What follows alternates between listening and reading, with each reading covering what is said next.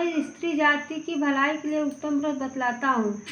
जो स्त्री अपने सौभाग्य की रक्षा करनी चाहती हो वह यत्न पूर्वक इस व्रत को करे। पहले केले के खंभे आदि से सुशोभित एक सुंदर मंडप बनावे।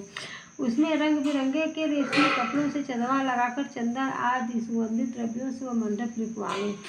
फिर शंख, भेरी, मृदंग आदि बजाते हुए बहुत से लोग एकत्रित होकर तरह तरह के मंगलाचार करते हुए उस मंडप में पार्वती तथा शिव जी की प्रतिमा स्थापित करें। उस रोज दिन भर उपवास कर बहुत से सुगंधित फूल, गंध और मनोहर धूप, नाना प्रकार के नैवेद्य आदि एकत्र कर मेरी पूजा करें और रात भर जागरण करें। ऊपर जो वस्तुएं गिनाई गई उनके अतिरिक्त नारियल, सुपारी, जमीरी, नींबू, लौंग, अनार, नारंगी आदि जो फल प्राप्त हो सके उन्हें इकट्ठा कर ले। उस ऋतु में जो फल तथा फूल मिल सके विशेष रूप से रखें। इसके बाद धूप दीपावली से पूजन कर प्रार्थना करें।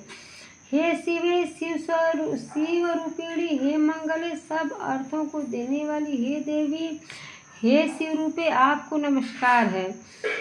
हे शिव रूपे आपको सदा के लिए नमस्कार है।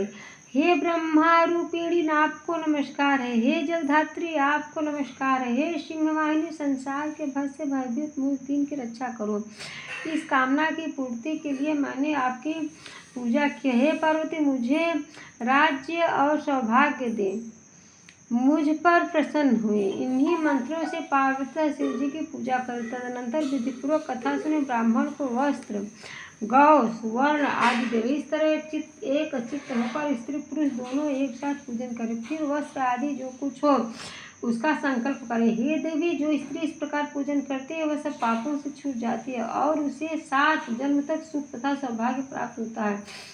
जो स्त्री तृतीया तिथि का व्रत न कर न भक्षण करती है तो वह 7 जन्म तक बंध्या रहती है और उसको बार बार विधवा होना पड़ता है। वह सदा दरिद्री, पुत्र शोक से शोकाकुल स्वभाव की, लड़ाकी, सदा दुख भोगने वाली होती है। उपवास न करने वाली स्त्री अंत में घोर नरक में जाती है। तीज को अन्न खाने से, शुकरी फल खाने से, बदरिया पानी पीने से, जोग दूध पीने से, सांपिनी, मांसाहार करने से, बाघिन, दही खाने से, बिल्ली, मिठाई खाने से, चींटी और सब खाने से मक्खी होती है। रोज सोने से अजगरी और पति को धोखा देने से मुर्गी होती है। इसलिए हर स्त्रियां व्रत अवश्य करें। दूसरे भी स्वर्ण, चांदी, तांबा अथवा बांस के पात्र में अन्न भरकर ब्राह्मण को दान दे और पारण करे।